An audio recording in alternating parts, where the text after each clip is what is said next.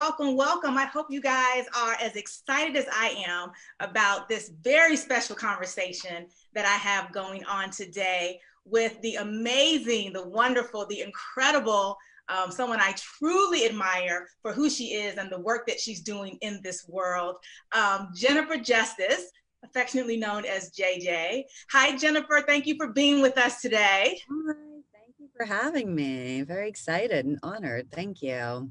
Yes, I am really looking forward to this conversation. Many of you already know that JJ is going to be joining us at the upcoming Get Radical Women's Conference Yes, I happening March 20th through 22nd in Atlanta. And JJ is an experienced executive and attorney in the fields of entertainment, music, media, and she has worked with some incredible artists, incredible brands, including Jay-Z, RocNation, and she's really been on the forefront of helping people, helping women grow themselves, not only in the entertainment industry, but beyond that as well. So thank you so much, JJ, for being here with us today. Of course. Thank you. And so, you know that we have just started a brand new year, Yeah. and whether people set resolutions or set goals, there's something about turning that page from December 31st to January 1.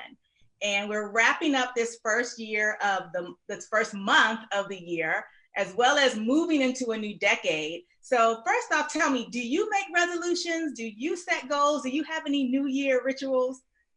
I don't have any like rituals per se, but I do like to set kind of goals. It's a good time to be like, okay, what do I want to happen this year? What are the things? And I don't set like concrete, like I'm going to lose 5 pounds or I'm going to like, I set more like, okay, how can I be better as, a mother, as a friend, and in my business and push myself. And so it's more like macro goals versus like these micro little steps. And then I kind of check in with myself on a monthly basis and make sure that I'm, you know, doing what I say that I'm going to do, right? So I Right, think it's just a good time frame, to box things around to be like, this is what's going to happen in this year. right. Yeah. And tell us a little bit about your background, a little bit about your story, and how you came to do the work that you do and why you're so passionate about it. Right. I came from, a very small town in Washington State. I was one of the first to go to college. I ended up going to University of Washington. And when I did, I graduated. And because I didn't have anybody who had gone through college in my family or kind of the extended family, I didn't really have any mentorship of what I should do. So I ended up going to law school. While at law school, I found out that there was these kinds of lawyers called music entertainment lawyers. And I was like, that's what I'm going to do. And, because I realized very quickly after just interning in a summer at a big Wall Street law firm that I wasn't going to have like the ability to get clients that easily because I didn't, again, have mentorship and I wasn't, didn't go to college or boarding school with, the father of XYZ that could help me get business.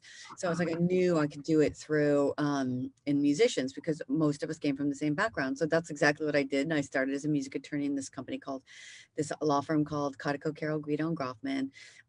It was like the late 90s, early 2000s, and they were going through their whole list of clients and they were like, Marilyn Manson and Dave Matthews Band and Blues Traveler. And then we have this young hip hop artist, Jay-Z. And I was like, oh, I love Reasonable Doubt. And so that's how I started working with him when ignorance is bliss, right?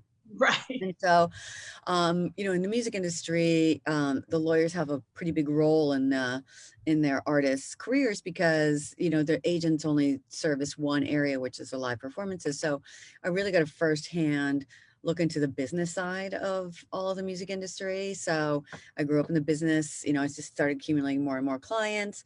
And another side angle that we did, so we're doing Jay-Z and Outkast and Method Man and Redman and had all these amazing artists, but we were also representing a lot of executives. And I represented a guy who was a director at a big publishing company, and he was like entry level, getting $130,000 a year. And then I did the senior director for a woman, and she was getting 90. And I was like, I'm sorry, what? Like, and I was outraged.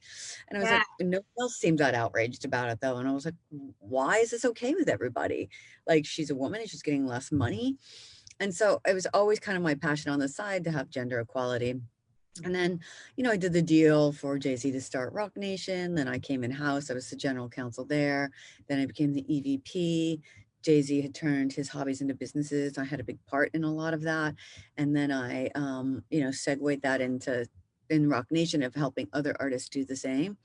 I left there 4 years ago. I went to a company called Superfly, which is a live experience company. They own music festivals in Bonnaroo and Outside Lands, started a few other and do a lot of experiential stuff. And then, all told though, I was still had this big passion for female equality. I noticed that nothing was really changing and just started thinking about why that was and kind of determined that there wasn't really a lot of help on the business side for women to really, be there for them in that way. And I, watched men give and worked for men and watched them give each other business and only each other business. And I was like, okay, that's what I can do for women. So I'm really doing, so then I started the Justice Department just under a year ago. And I'm doing the same thing as business development strategy. And I also have a law firm, but I'm hyper focused on doing that for female businesses and entrepreneurs and talent and creatives. Yes. Your story is chock full of just nuggets that I hope people picked up on as you gave your timeline. And one of the things you mentioned early on was mentorship, that you didn't have mentors, you had to find mentors. So how do you feel about mentorship as a necessity for people, and how can people go about getting the mentoring that they need to get where they want to go?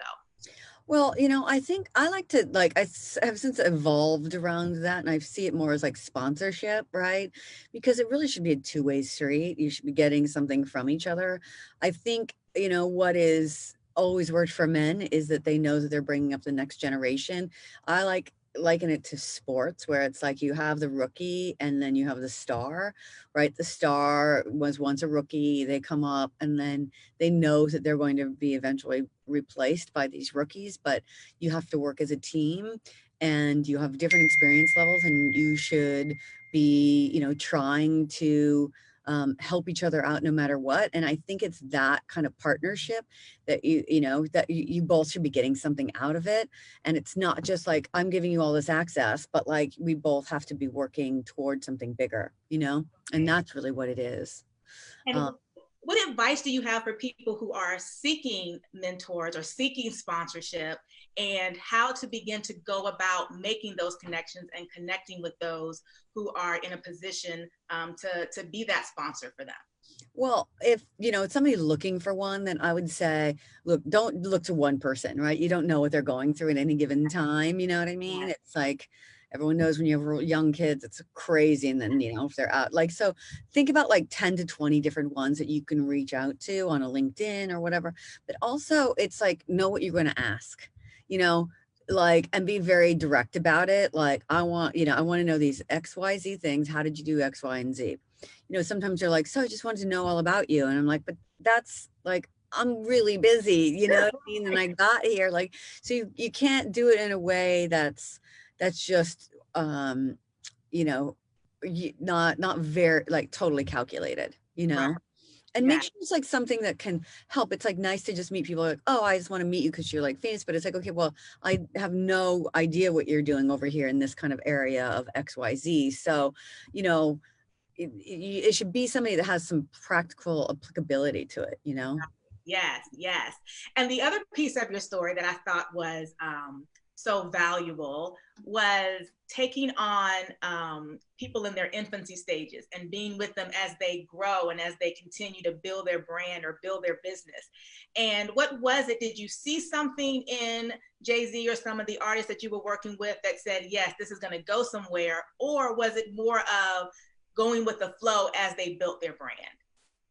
Well, I was a little going with the flow as they built their brand because, I was new at the time. And then the older, and more experienced I got, then I could determine whether or not it was somebody that I would want to take on.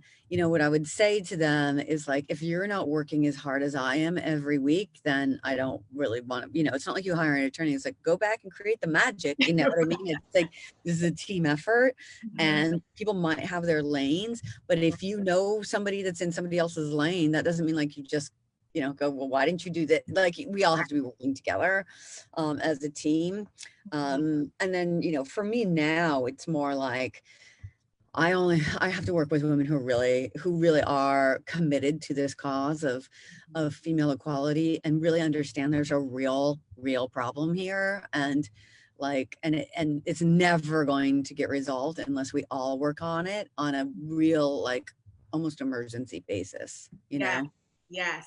And when you talk about that, you had kind of a behind the scenes access. So when you saw that a guy was getting more than the woman who was doing the same job or even in a higher position, you were able to like recognize and question that. But I Yeah. think about women who, you know, maybe they're offered, let's just say 100,000, Yeah. and they negotiate and they're like, yes, I got 120, but they still don't know that Yeah. the